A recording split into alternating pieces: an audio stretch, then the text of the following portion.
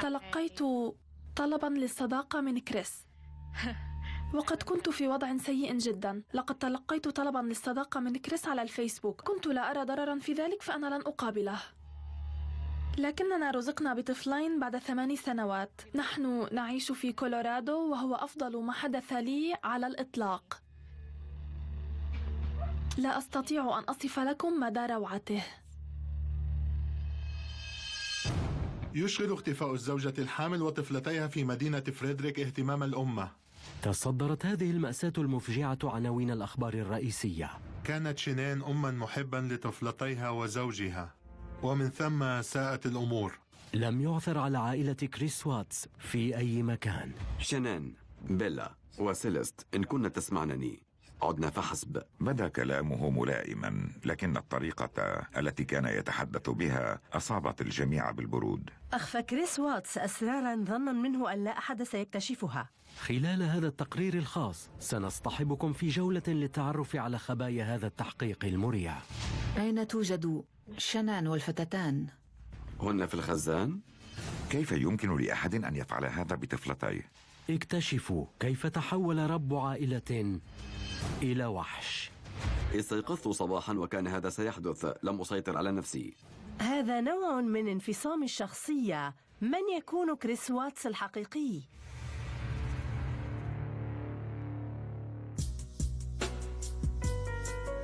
امرأة حامل وطفلتاها في عداد المفقودين.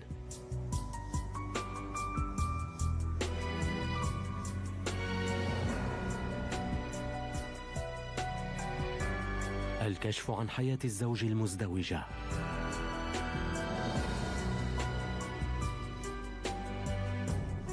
لا أحد سيمنعني من تحقيق مستقبلي.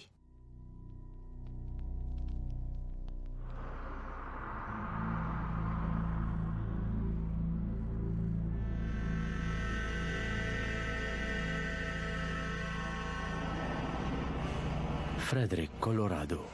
في 13 من شهر أغسطس عام 2018 بدأت تشعر الوالدة نيكول أتكنسون بقلق متزايد، فهي لم تتمكن من التواصل مع صديقتها المقربة شينين واتس.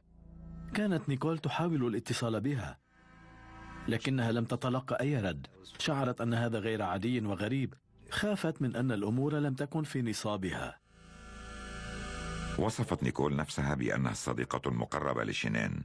كانتا زميلتين في العمل وتبيعان نفس المنتج، لذلك فقد شاركتا كل شيء في حياتهما مع بعضهما البعض. قبل يوم سافرت الصديقتان إلى ولاية أريزونا في رحلة عمل لشركة المبيعات لوفيل حيث تعملان. توصف شينين بأنها امرأة اجتماعية وحيوية، لكن في رحلة العمل هذه لاحظ زملاؤها أنها بدت متعبة، لم ترغب بتناول أي شيء، وبدت أنها تفتقر لنشاطها المعتاد. كانت شينين مصابة ببعض المشاكل الطبية الخطيرة وتعاني من مرض الذئبة، وهو مرض مناعي ذاتي مزمن يمكنه أن يصيب كامل الجسم والمفاصل بالألم ويؤثر على كل جانب من جوانب الحياة. وكانت حاملا منذ 15 أسبوعا. أم لطفلتين، بيلا 4 أعوام وسيسي 3 أعوام. تنتظر شنان مولودا هي وزوجها منذ 6 أعوام كريس، أطلقا عليه منذ الآن اسمه نيكو. بعد عودة شنان ونيكول من رحلة عملهما، نيكول أقلت شنان إلى منزلها قرابة الساعة 2 صباحا في 13 من آب. في صباح اليوم التالي أرسلت لها نيكول رسالة نصية لتطمئن عليها، فقد كانت تعلم بأنها شعرت بالتعب في تلك الرحلة وبأن لديها أيضا موعد مع طبيب التوليد في ذلك الصباح، لذلك أرادت الاطمئنان على صحتها ومعرفة ماذا جرى مع الطبيب، إلا أنها لم تتلقى أي إجابة.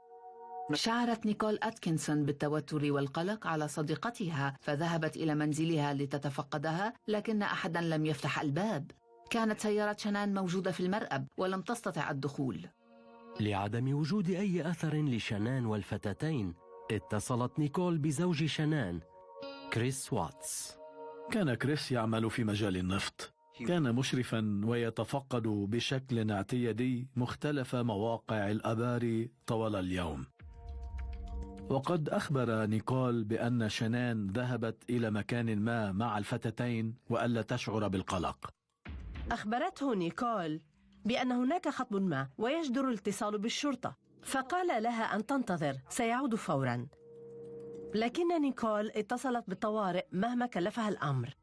أدعى نيكول وأتصل بكم لأنني قلقة على صديقتي. لم تفتح لي الباب ولم ترد على رسائلي واتصالاتي، ولا توجد حركة في منزلها على الإطلاق. في 41 دقيقة بعد الظهر، سكوت كونراد ضابط شرطة مدينة فريدريك يقابل نيكول وابنها في المكان للتحقق. كيف حالكما؟ مرحبا. هل أنت نيكول؟ أجل. حسنا، ماذا يجري؟ حسنا، اتصلت بها وراسلتها. سيارتها في المرأب وحذاؤها الذي تنتعله كل يوم متروك عند الباب. وماذا قال؟ قال بأنها اصطحبت الفتاتين للعب، إحداهما في 4 والأخرى في 2. لماذا لم تستقل سيارتها؟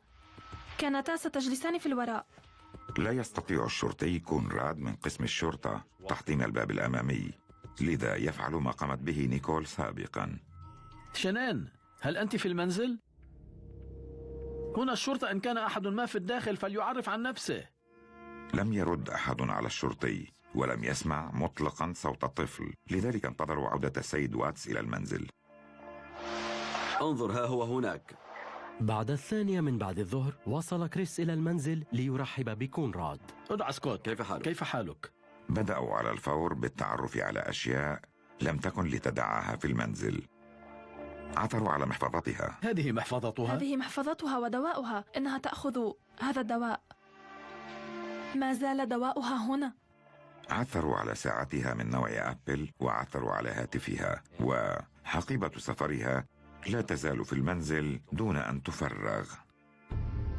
توجهت الشرطة إلى الطابق العلوي للبحث عن أي آثار لشنان والطفلتين. لاحظ الشرطي كونراد أن أغطية غرفة نوم كريس وشنان قد سحبت. كانت على الأرض، وأعتقد أنهم أدركوا بأن ملاءة سرير مفقودة. نظرت إلى الأغطية والملاءات ولم أرى شيئا. يبدو غريبا ألا تكون على السرير. اقترب كريس من الشرطي وبيده شيء مهم. قال بأنه عثر عليه على طاولة زوجته. كان خاتم زواجها ما تركته. ألم توجد ملاحظة قرب خاتم الزواج؟ لا، سأعيده مكانه. في النهاية أدركت الشرطة بأن أغراضا مهمة قد تم تركها، لذلك كانوا بحاجة للحصول على مزيد من المعلومات. هل أخبرتك عن مغادرتها المنزل؟ لا، لم تخبرني شيئا. أقصد تحدثت إليها صباحا وقالت ستصطحب الطفلتين إلى منزل أحد الأصدقاء وأنها ستكون هناك، ومن ثم راسلتها اليوم ولم أتلقى أي رد. إنما السيارة هنا ومقعد سلام هنا، ما لم يأتي شخص ويقلها، لكن الأشخاص الذين أعرفهم لم يرها أحد منهم. لقد سببت حقيقة أن شنان اختفت نهائيا القلق للجميع، فقد كان هذا أمرا غريبا جدا ما لم يحدث لها مكروه. ضغطت الشرطة أكثر على كريس لتعرف المزيد من التفاصيل حول علاقته بشنان. شنان هي الابنة الكبرى لفرانك وساندي روساك، ولديها شقيق أصغر منها فرانك الابن، وهم عائلة من 4 أفراد. شنان هي امرأة اجتماعية ونابضة بالحياة، لكنها في بعض الأوقات لا تشعر أنها بخير. كانت تعاني من صداع نصفي ومشاكل صحية أخرى، وشخصت على أنها مصابة بمرض الذئبة في سن 26. لقد شعرت بالانزعاج كثيرا من الآلام ومن مزاج سيء، حين قررت التخلي عن كل شيء تركت عملي الذي كنت أقوم به منذ 9 سنوات. اكتفيت ولم يعد بإمكاني فعل هذا بعد الآن، وتلقيت طلبا للصداقة من كريس. كريس واتس هو الابن الوحيد لكل من ساندي وروني، ولديه أخت وحيدة، وينحدر كلاهما من بلدتين صغيرتين في ولاية كارولينا الشمالية. كريس كان مولعا بالسيارات، وكان هدفه أن يكون أحد أفراد طاقم صيانة سيارات السباق ناسكار. كان لشنان وكريس أصدقاء مشتركون، وهذا ما دفعه لإرسال طلب الصداقة على الفيسبوك.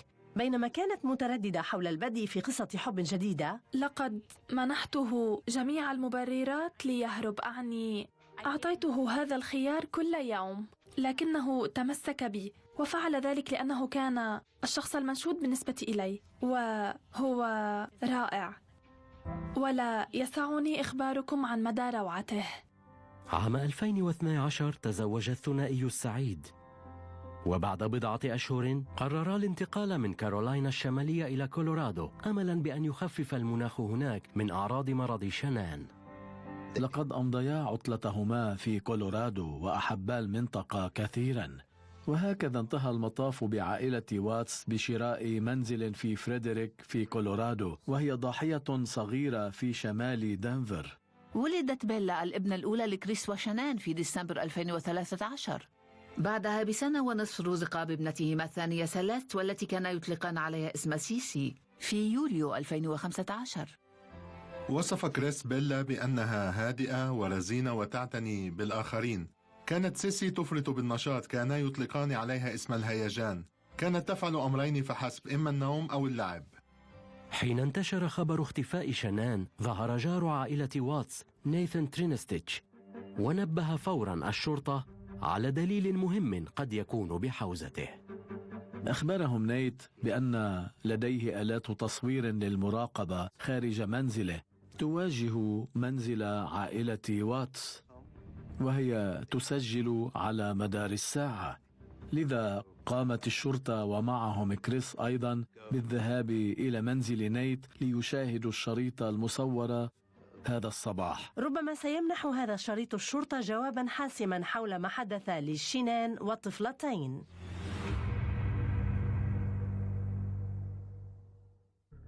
أغسطس 2018 مضى حوالي 10 ساعات منذ أن رأى الوالد كريس واتس زوجته الحامل شنان وطفلتيه الصغيرتين. تأمل شرطة مدينة فريدريك أن يزودهم شريط المراقبة بأدلة تبين مكانهن. تذهب الشرطة إلى منزل الجار ليعرض لهم الشريط على شاشة التلفاز. هذا هو في 5:17 يشاهدون جميعا الشريط في نفس الوقت، وما أظهره شريط المراقبة هو أنه في 5:45 صباحا تقريبا يظهر كريس وهو يرجع شاحنته إلى مدخل منزله، ابتداء من مؤخرة شاحنته وذلك إلى المرأب. من المثير للاهتمام النظر إلى كريس واتس وهو يشاهد الشريط المعروض على تلفاز جاره. راقبوا لغة جسده، لا يتوقف عن الحركة، يداه مرفوعتان فوق رأسه. واجهت مشاكل الأسبوع الفائت، كان يأتي أشخاص ويسرقون أغراضا من المرأب، لذا ركنت شاحنتي هناك. لقد ركنتها هنا. أجل.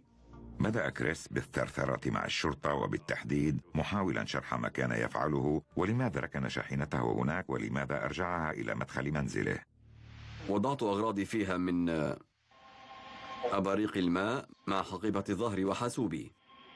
الخلاصة بأن شريط المراقبة هذا لم يمنح إجابة حاسمة عما حدث لها وللطفلتين.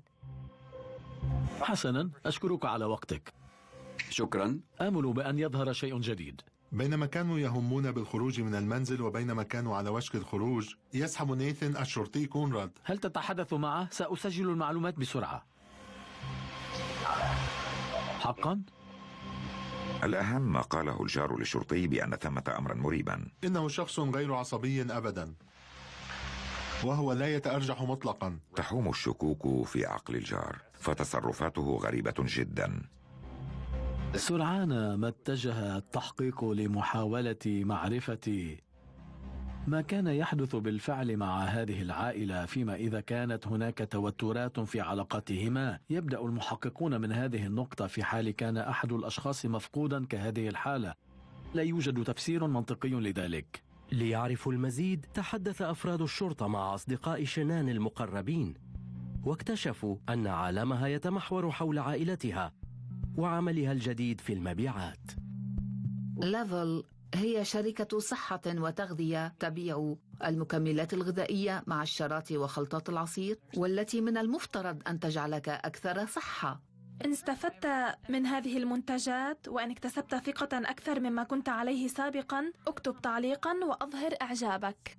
كانت تنشر مقاطع مصورة بانتظام إن لم يكن يوميا تتعلق بعملها مع ليفل وثرايف، أيضا بحياتها الشخصية حول أخبار الأصدقاء والعائلة فيما يتعلق بعلاقتها مع كريس والطفلتين. يمكنك أن تدرك في هذه المرحلة بأنه لا يوجد شيء لن تنشره على الفيسبوك.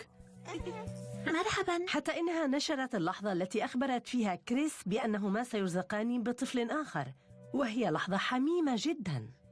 هل فعلناها مرة أخرى؟ أحب هذا القميص. حقا ما تقولين؟ أجل. هذا رائع. عند النظر إلى علاقة شانان وكريس بمنظار وسائل التواصل الاجتماعي، قد يعتقد المرء أن هذه كانت أسرة سعيدة، بأنهم كانوا مغامرين، وبأن الفتاتين كانتا تكبران سريعا، وبأن العلاقة كانت جيدة. مرحبا بالجميع، أتمنى لكم يوما رائعا، أحبكم جميعا. في حين بدت الأمور بين الزوجين منسجمة، إلا أن أصدقاء شنان أخبروا الشرطة قصة مغايرة تماما. في يوليو عام 2018 عادت إلى كارولينا الشمالية مع الطفلتين ل5 أسابيع، ولم يذهب كريس معهن. بدأ بعدها في التصرف بغرابة. كشفت الرسائل النصية بأن كريس أخبرها أنه غير سعيد بإنجابهما طفلا ثالثا، وبأن طفلتين تكفيان. وفقا للأصدقاء، وصل التوتر إلى أشده في أريزونا قبل أيام من اختفائها. بينما كانت نيكول وشانان في تلك الرحلة إلى أريزونا، لاحظت شانان بأن هناك فاتورة حسمت من بطاقتها الائتمانية تفوق وجبة عشاء.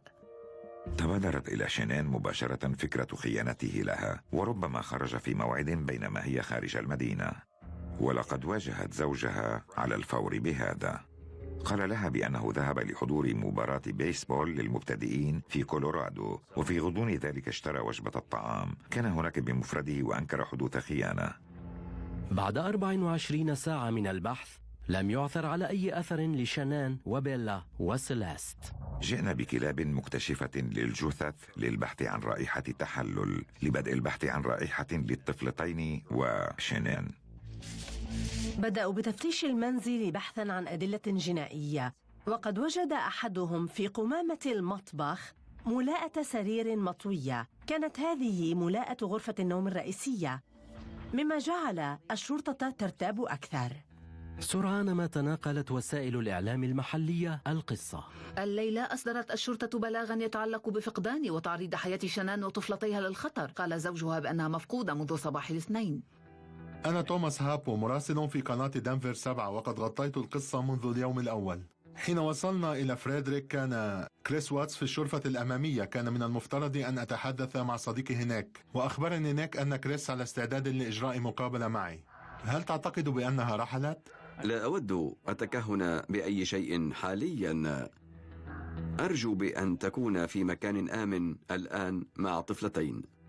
كان علي سؤاله بطريقة غير مباشرة إن كان متورطا بالحادثة، لذا اختلقت سؤالا بينما كنت أحاوره عما إذا تشاجرا مع بعضهما البعض، وقد أجاب على السؤال وهو ما يدعو للصدمة. لم يكن شجارا، أجرينا محادثة عاطفية فقط.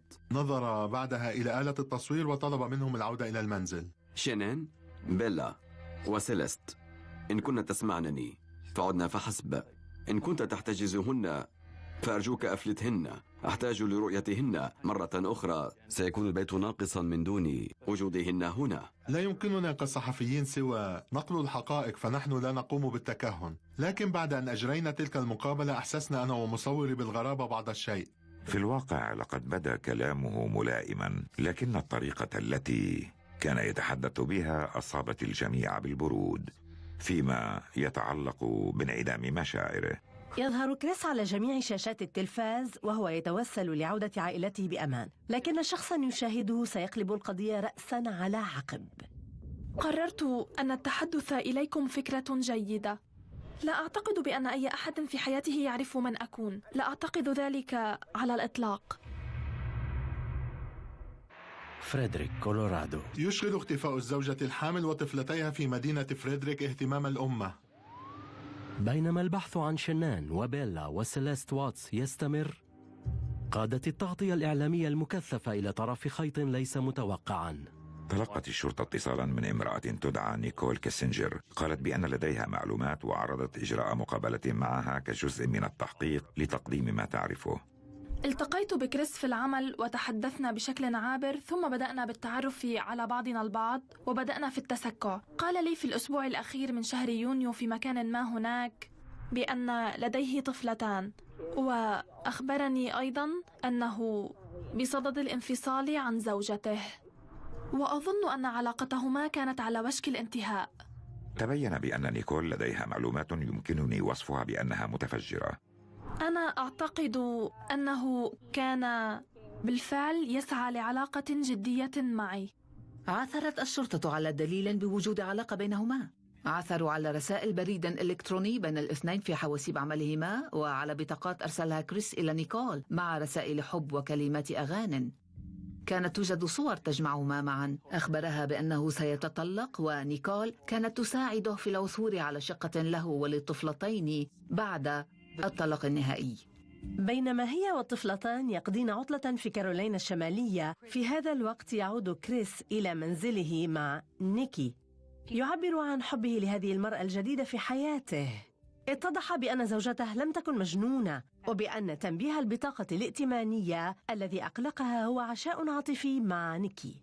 أتساءل ما إذا كانت هناك تفاصيل إضافية لهذه القصة أكثر مما أعرف، لأنني أعتقد أنه رجل جيد، وأنا قلقة على زوجته وطفلتيه. إنه لأمر مرعب، إنهما فتاتان صغيرتان جدا، وهي حامل كما تعلم. أين أمهما؟ لم تمتلك الشرطة دليلا دامغا على مكان وجود شنان والطفلتين، لكن شكوكهم بدأت تتزايد حول كريس واتس، فهو آخر شخص قد رآهن على قيد الحياة. مؤكد يعرف أكثر مما يقول. في 15 من أغسطس قرر المحققون التركيز على تحركات كريس في اليوم الذي فقدت فيه شنان. أخضعوه في نفس الوقت لاختبار كشف الكذب. لاحقاً محققة مكتب كولورادو تامي لي وعميل مكتب التحقيقات الفيدرالي غراهام كودر جلسا مع كريس وشاركاه النتائج. لم تجتز اختبار كشف الكذب. حسناً، نحن بحاجة الآن للتحدث عما حدث بالفعل. إن الطريقة الوحيدة لمغادرتهن هي بشاحنتك. يستحيل هذا، فأنا لن أرميهن في شاحنتي. فيها نظام تحديد المواقع. أجل. حقاً؟ أجل. أي يتحقق من الموقع كل 10 ثوان. أجل. لذا سنعرف تماماً. هل أطفأته؟ أين ذهبت؟ استجوبت الشرطة بعض زملائه وأشاروا بأنه كان يقول شاحنة تابعة للشركة لديها نظام تحديد للمواقع ويمكن تحميل المعلومات، وعلموا أنه لم يذهب إلى المكتب، وهو ما كان تصرفا نادرا منه، لكنه ذهب مباشرة من منزله إلى موقع البئر.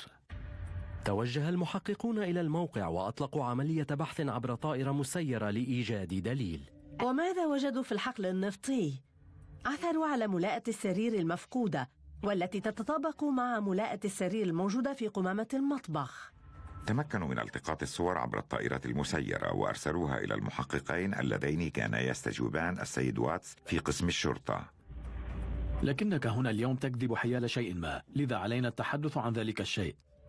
أنا لست فخورا، قمت بخيانتها وأشعر بالسوء، فقد كانت حاملا. بعد ساعات من استجوابه كان الخبر الهام الوحيد الذي كشف عنه كريس هو أن لديه علاقة غرامية، لكنهما كانا يعرفان ذلك مسبقا من خليلته التي أخبرتهما بالقصة، إلا أن المحققين اعتقدا بأنه بدأ ينهار.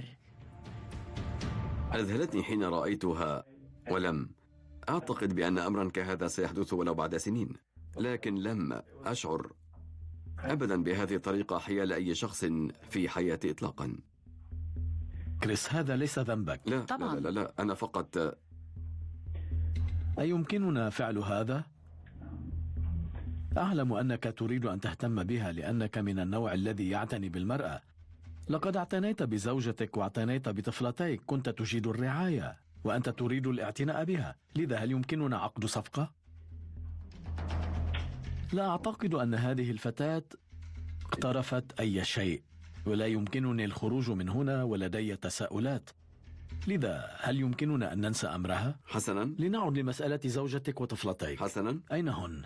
هذا ما أجهله، لهذا أكتم مشاعري. لا أعرف كما تعلم. لا أعرف. أعلم. كريس، لم تسأل في استجواب اليوم عن الخيانة الزوجية. كريس، كنت تسأل. هذا هو الأمر، كتمت مشاعري من الليلة الماضية. هذا بلا جدوى، يجب أن تكون لديك ردود فعل على كل سؤال، ليس فحسب الأسئلة المهمة.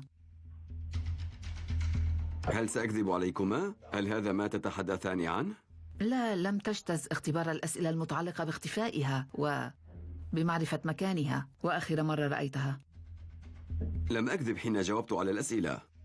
هل أخبرك بما أعتقد؟ أجل. حسنا، إذن حين استجوبتك تامي اليوم وحين حصرناك كنا نعلم كل شيء بشأن نيكي.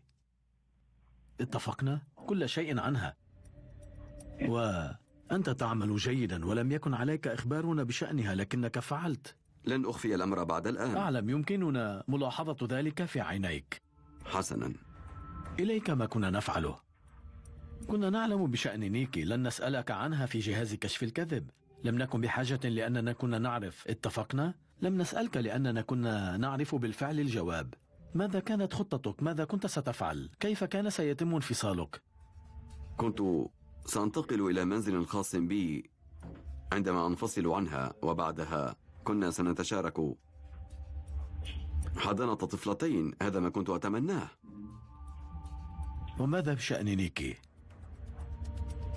كنت سأخذ الأمر بروية وأنتظر إن تطور شيء بيننا، فكما تعلم لدي منزل خاص بي. لم تذرف أي دمعة خلال يومين من وجودك هنا، ولا دمعة واحدة، ولا حتى دمعة. أنا لا أفهم، فهاتان هما ابنتاك. أعلم. لم تذرف أي دمعة عليهما وهما ليستا موجودتين، مع أنك كنت تبكي لأنك ستترك زوجتك. أجل. لما لم تبكي على طفلتيك المفقودتين؟ كنت آمل بأنهما ما زالتا في مكان ما. كانا يخوضان لعبة القط والفأر في غرفة الاستجواب. كان يصر على أنه يقول الحقيقة، لكنه ما عرف أنه يكذب، وفجأة سلك أسلوبا مختلفا. هل آذت الفتاتين يا كريس؟ لا أعلم. أفعلت شيئا لهما وشعرت بأن عليك فعل شيء لشنان بسبب ذلك؟ لا. كان هنالك استراحة، وقال بأنه سيخبرهما بكل شيء إن منحه فرصة للتحدث مع والده، وفي النهاية منحه هذه الفرصة. دخل والده إلى الغرفة وغادر المحققان، لكن جميعهم كانوا يعلمون بأن كل شيء يسجل. لا أريد حمايتها.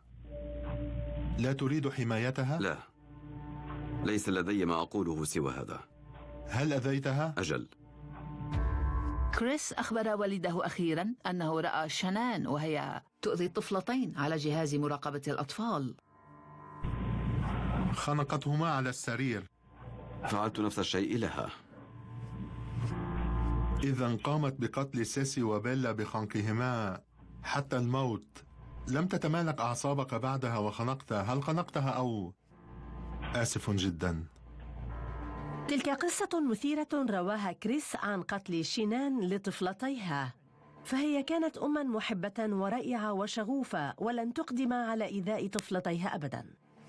بعد اعتراف كريس بقتله لشنان، دخل المحققان الغرفة وبدأ بطرح المزيد من الأسئلة. أراد معرفة مكان شنان والطفلتين.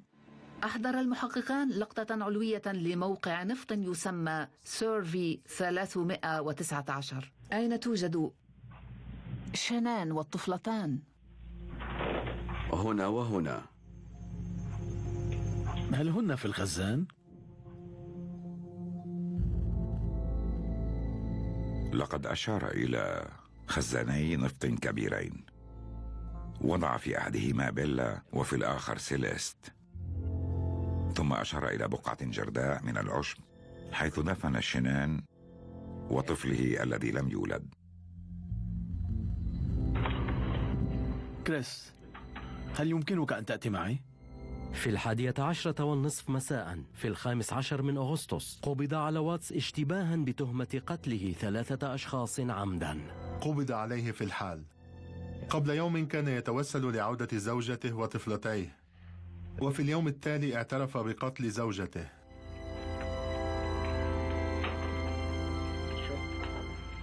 غير معقول.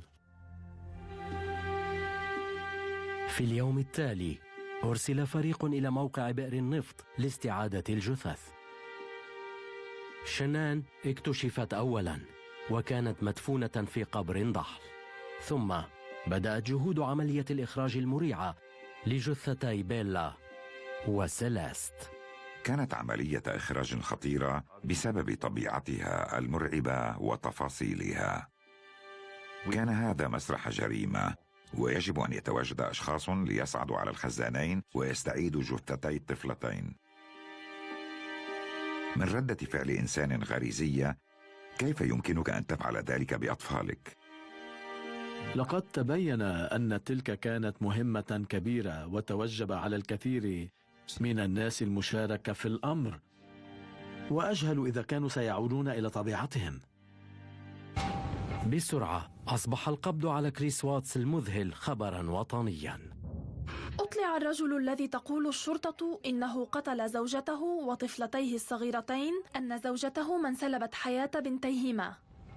انصب انتباه الناس في جميع أنحاء الولايات المتحدة على هذه القصة. اتضح أن الرجل الذي توسل لعودة طفلتيه قد قتل زوجته ودفنها مع الطفلتين في حقل نفط. هذا نوع من انفصام في الشخصية. من يكون كريس واتس الحقيقي؟ وثقت بك في الاعتناء بهن، لكنك قتلتهن. أنت تثير اشمئزازي.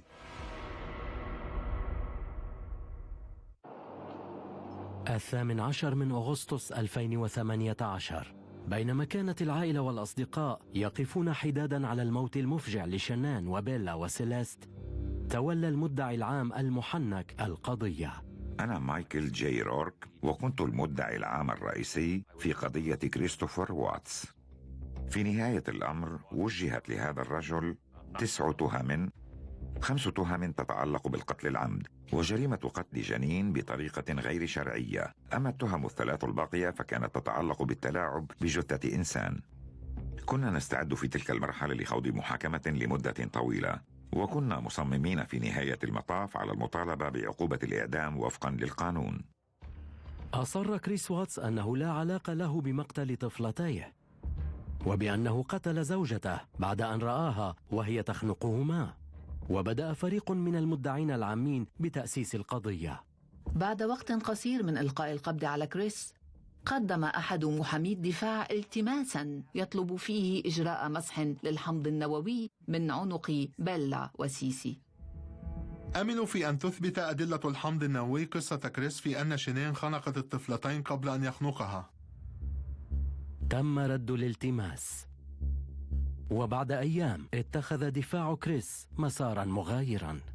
أتذكر بالتحديد أنني تلقيت رسالة بريد إلكتروني من محامي الدفاع الذين كانوا يتولون القضية. عرضوا بأن كريس مستعد للاعتراف بالقتل عمداً إن كانت دائرتنا مستعدة للتخلي عن عقوبة الإعدام. لم نرد عليهم على الفور. قلنا لهم إننا بحاجة لاستكمال سير القضية، ونرى ما إذا كنا مستعدين للقيام بالأمر. سيقضي واتس المتهم بقتل زوجته وأطفاله بقية حياته في السجن نتيجة لصفقة عقدها مع مكتب الإدعاء العام. في 6 من نوفمبر اعترف كريس واتس بالذنب على جميع التهم ال9.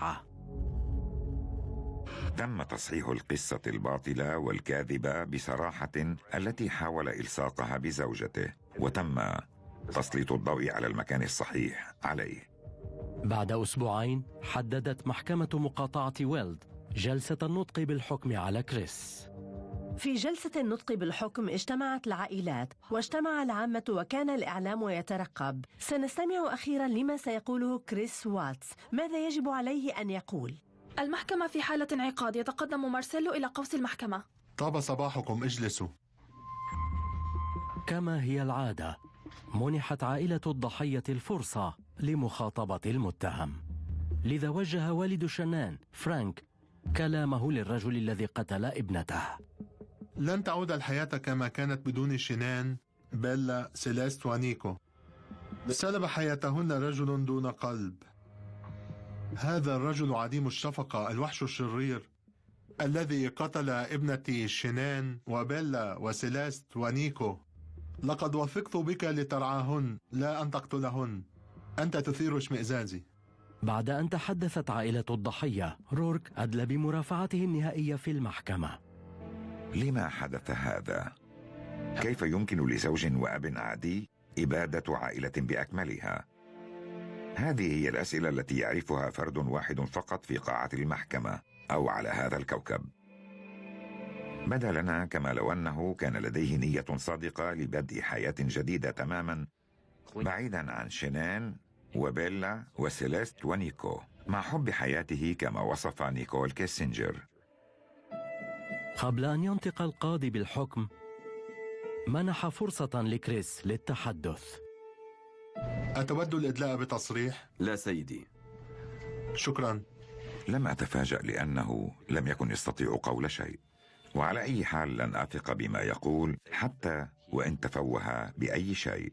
لن يكون القرار عادلا ما لم يحكم عليه بالحد الأقصى من العقوبة، وأي حكم أقل من ذلك سيقلل من خطورة هذه الجريمة.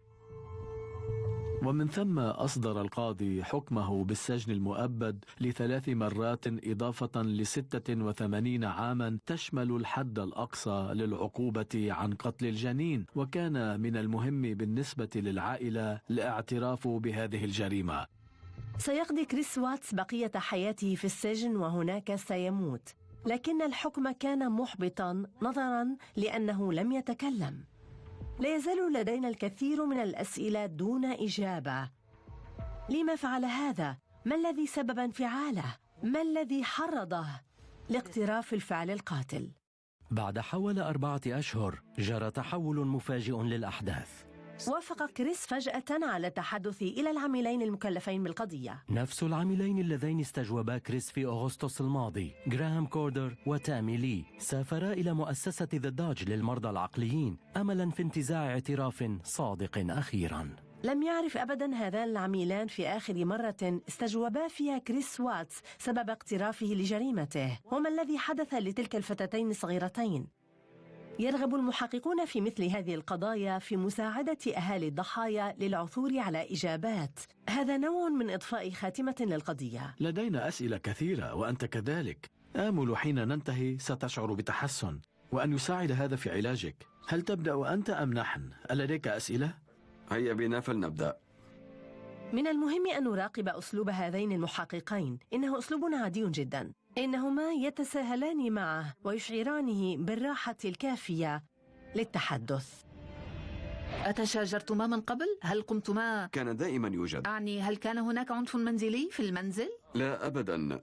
هذا ما يجعل الأمر صعبا للاستيعاب من وجهة نظركما.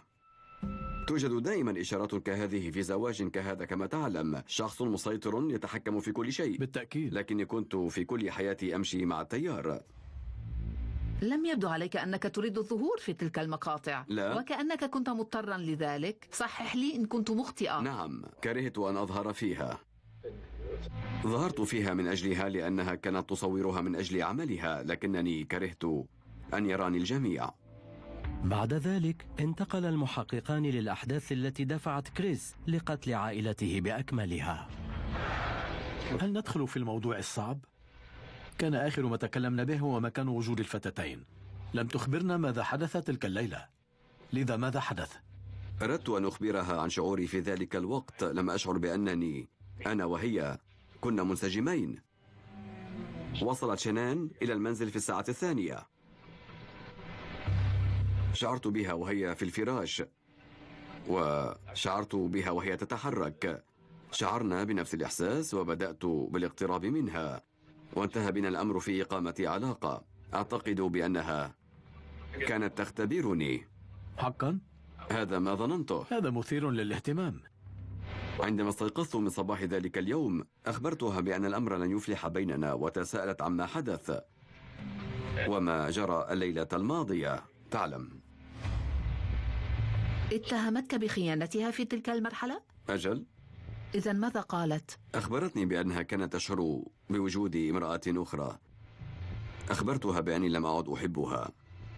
صعدت فوقها وبدأت تطلب مني كما تعلم بالنهوض عنها. قالت بأني لن أرى ابنتي مجددا، وطلبت مني النهوض. حينها حدث الأمر. شعرت كما لو أنه يتوجب علي فعل ذلك. شعرت أنه كان هناك بالفعل شيء في ذهني، أنني كنت أخطط لذلك. استيقظت فاقدا للسيطرة على نفسي. لم أعرف لما لم أتراجع عن ذلك. لطالما عرف المحققون بأنه قتل شنان، لقد اعترف بذنبه قبل أشهر. لكن ماذا حدث ليودي بحياة هاتين الصغيرتين؟ فزوجته ميتة بلا حراك على السرير، لكنه ينظر فيرى بيلا البالغة من العمر 4 سنوات. سألت عما حدث وعما أصاب أمها. أين كانت شنان في تلك المرحلة؟ حسناً، كانت على السرير لكن وجهها كان مقلوباً. أكانت مغطاة بملاءة السرير؟ ماذا قلت لها؟ أنكرت حدوث شيء لها وقلت إنها ليست بخير، وبعدها حملتها إلى الطابق السفلي، وبعدها حملتها فحسب وأرجعت شاحنتي. وضع جثة زوجته في الشاحنة، ثم طفلتيه اللتين ما تزالان على قيد الحياة، وذهب إلى حقل النفط. هل قتلت بيلا أولا أو سيسي؟ بشأن هذا صراحة لا أرغب بالتكلم. حسنا. كانتا طفلتي ابنتي أتحدث معهما كل ليلة. حسنا. لا أعرف كيف فعلت هذا، أرى صورا لهما. كوني والدا كان أفضل جزء في حياتي، لكني سلبت كل هذا. يقتل ابنة 3 سنوات أولا، يبدأ بخنقها بالبطانية حتى تموت، بينما ابنته بيلا تشاهد هذا المشهد. قالت هل سيحدث لي كما حدث لسيسي؟ ومن ثم قلت لا أذكر ما قلت لها. لا أعرف إن أجبتها بنعم كشرير أم أني وضعت البطانية عليها وفعلت نفس الشيء. وقتلتها بنفس الطريقة؟ نعم. حسنا. قالت لا يا أبي، وهذه آخر جملة قالتها. بعد أن وضع كل فتاة في خزان نفط منفصل، عاد إلى الشاحنة وإلى جثة زوجته، حفر حفرة سطحية ودفنها فيها، وذلك قرب خزاني النفط. شعرت بالغضب من شنان من كل شيء، وصببت جام غضبي على كل شخص وجدته أمامي ذلك الصباح. كان ليكون لدي طفلتين صغيرتين وابنا عمره شهر واحد، وزوجة جميلة، لكنني وحيد وبمفردي. هناك مصطلح لما فعله، إن كريس واتس هو مدمر أسرة. يكون معظم مدمري العائلات في عقدهم 30 ومن ذوي بشرة بيضاء. إنهم غير فعالين في الطبيعة، يكتمون الأشياء، وفجأة من العدم ينفجر غضبهم المكبوت في مرحلة معينة، وهذا ما هو عليه كريس واتس بالتحديد. ارتبط الجميع بشنان لأنها كانت تنشر تفاصيل حياتها وطفلتيها. كانوا يشاهدون الأم المحبة لزوجها وطفلتيها، لكن الأمور ساءت تماما. لا تصدق ما تراه على وسائل التواصل الاجتماعي. قد يبدو شخصا ما سعيدا ولديه عائلة مثالية على الشبكة العنكبوتية، لكنك لن تعرف أبدا ما يحدث بالفعل. سوف أواصل النضال من أجل طفلتي، من أجل زوجي، ومن أجل نفسي، ولن يمنعني أحد من تحقيق مستقبلي. لن أنسى هذه القضية أبدا. سأخبرك بأمر، لم أتخيل بأنني سأتعامل مع كم الرعب هذا، رغم أنني رأيت أشياء سيئة خلال عملي كمدع عام. لم يكن ليحدث شيء من هذا. لو أنه أراد البدء مجددا بتأسيس حياة جديدة كان بإمكانه الانفصال، لكنه أباد عائلة بأكملها. أعتقد أنه ينبغي أن نتذكرهن للابتسامات التي منحوها لعائلتهن. يجب أن لا يغيب عن بالنا أبدا أن شنان وبيلا وسيليست هن ضحايا أبرياء.